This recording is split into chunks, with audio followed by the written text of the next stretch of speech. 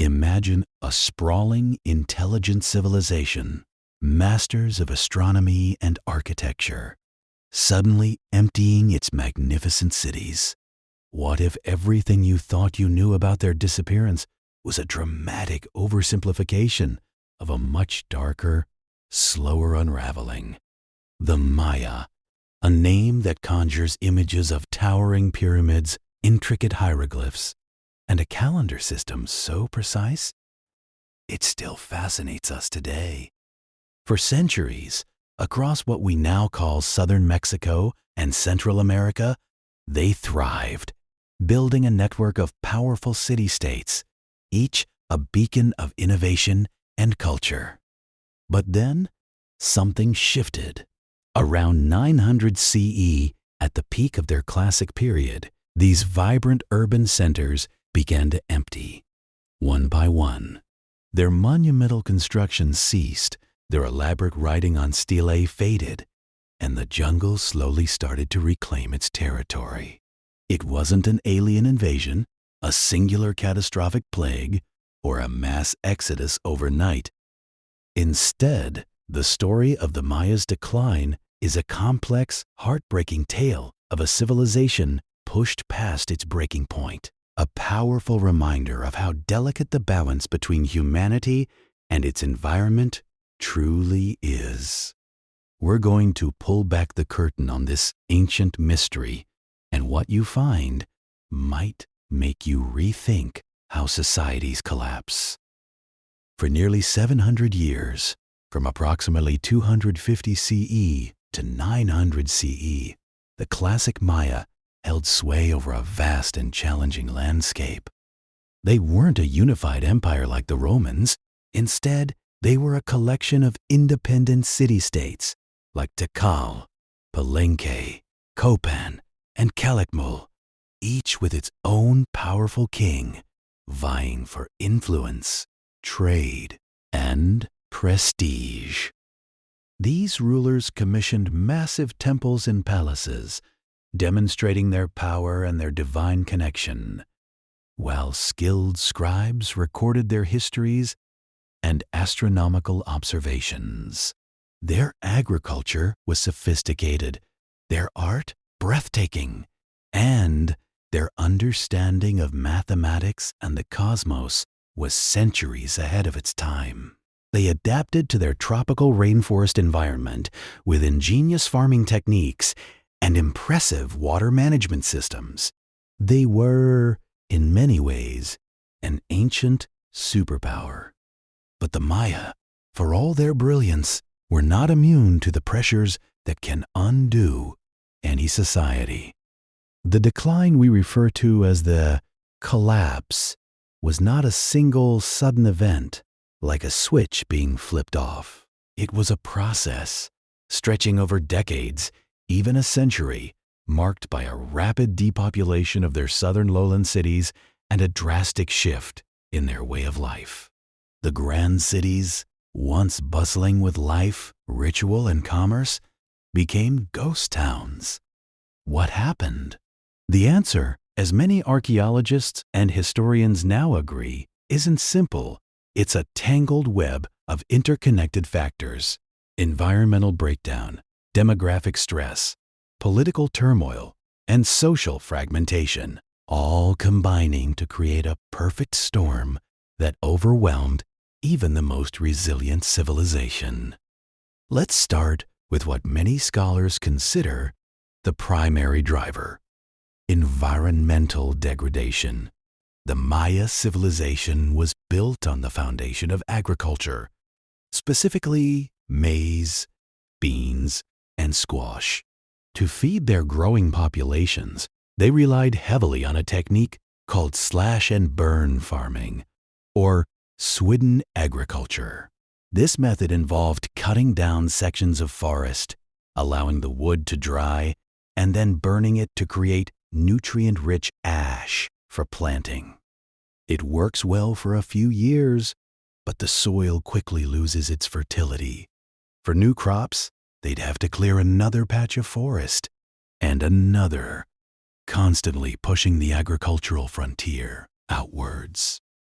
Now, imagine doing this for hundreds of years, with more and more people needing food.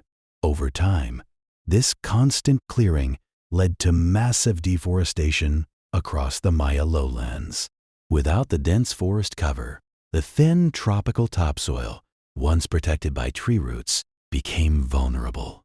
When the heavy seasonal rains came, they didn't just nourish the land, they washed away the soil, carving deep gullies and carrying precious nutrients into rivers and lakes.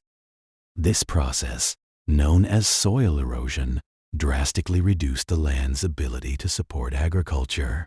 It's like constantly borrowing from your bank account without ever depositing anything back in. Eventually, you run dry. But the environmental challenges didn't stop there. Evidence from lake sediments, ancient stalagmites in caves, and other geological records paints a stark picture of prolonged, severe droughts during the 9th and 10th centuries. These weren't just short dry spells. We're talking about multi-decade periods where rainfall plummeted. For a civilization so utterly dependent on rainfall for their crops and water supply, this was catastrophic. Think about it. You've already stripped away vast forests, making the land drier and more prone to losing water. And then the sky just stops giving. It's a double whammy. With less rain, crops failed, rivers dried up, reservoirs, crucial for storing water during the dry season, ran low or completely empty. The combined effect of deforestation and relentless drought meant that producing enough food became an agonizing, almost impossible task. Famine became widespread, and vital resources like fresh water became terrifyingly scarce. This brings us to the second major contributing factor: overpopulation. The classic Maya period saw significant population growth. Cities swelled, and the surrounding agricultural lands were intensely cultivated. Estimates suggest populations in some cities reached tens of thousands, with millions living across the wider region. More people meant more mouths to feed, which in turn meant more land had to be cleared for farming. This created a vicious cycle. More people led to more deforestation, which contributed to more soil erosion and made the land even more vulnerable to drought. It was a demographic time bomb ticking.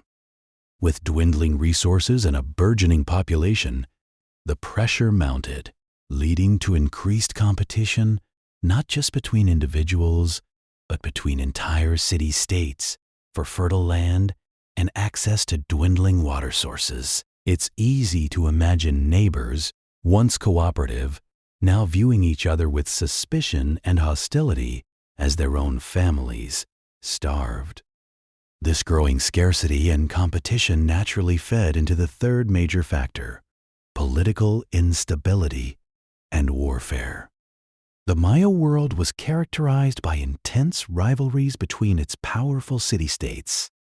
Kings frequently engaged in warfare, not just for captives to sacrifice or for prestige, but increasingly, it seems, for control over land, trade routes, and resources. Archaeological evidence from the late Classic period shows a surge in fortified sites, indicating a greater need for defense. Burials from this era often reveal individuals who met violent deaths, suggesting that warfare was not only frequent, but also increasingly brutal, directly impacting civilian populations. These constant wars were incredibly disruptive. Trade networks, vital for moving essential goods like salt, obsidian for tools, and prestige items, were frequently interrupted, further exacerbating resource shortages. Imagine a crucial supply chain being constantly cut off. Entire populations might be displaced, becoming refugees in an already stressed landscape. Crucially, warfare consumed an enormous amount of resources: manpower, time, and materials that could have been used to address the growing environmental and agricultural crises. like building more efficient irrigation systems or managing forests more sustainably. Instead, their energy was channeled into conflict, digging themselves deeper into the hole. Finally, all these pressures, environmental stress, economic hardship, constant warfare, and widespread famine, coalesced to create deep social unrest and changing ideologies. Maya society was highly stratified, with powerful kings and a priestly elite believed to be intermediaries between the human world and the gods. Elaborate rituals, bloodletting ceremonies, and monumental construction projects were all designed to appease the deities, ensure good harvests, and bring victory in war. But what happens when the rains don't come? What happens when the crops fail year after year, when war is constant and people are starving, despite all the rituals and sacrifices? The hypothesis is that the people began to lose faith in their ruling elites.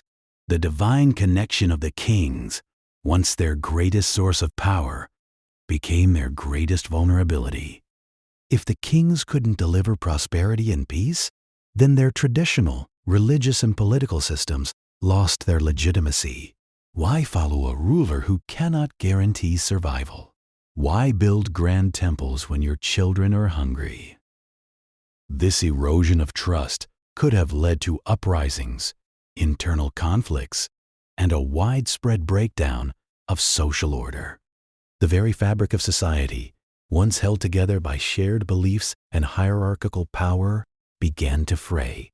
Without a strong central authority and a unified belief system, the once powerful city-states would have struggled to coordinate any large-scale response to the compounding crises. People might have simply abandoned the cities, seeking sustenance and safety in smaller, more dispersed settlements, or migrating to areas less impacted. So, when we talk about the Maya collapse, we're not talking about a sudden, singular event. It was a complex, heartbreaking process driven by a brutal interplay of environmental degradation, particularly severe droughts, and the pressure of a growing population. These primary drivers were then amplified and made worse by escalating political instability, constant warfare, and the resulting erosion of social cohesion and faith in leadership. The abandonment of their magnificent cities and the transformation of their society was a slow, agonizing process, not a sudden vanishing act. It's important to remember that the Maya people did not disappear. Their civilization, in its classic period grandeur, certainly dimmed, but Maya culture, language, and traditions continued and adapted. Descendants of the classic Maya still live in the region today, maintaining aspects of their rich heritage. The collapse was more about the fall of a political and social system and the depopulation of urban centers, rather than the extinction of a people. Their story stands as a powerful, ancient lesson about the interconnectedness of our environment, our societies, and our ability to adapt to profound challenges. To truly grasp how one powerful leader tried to hold it all together, click on this next video.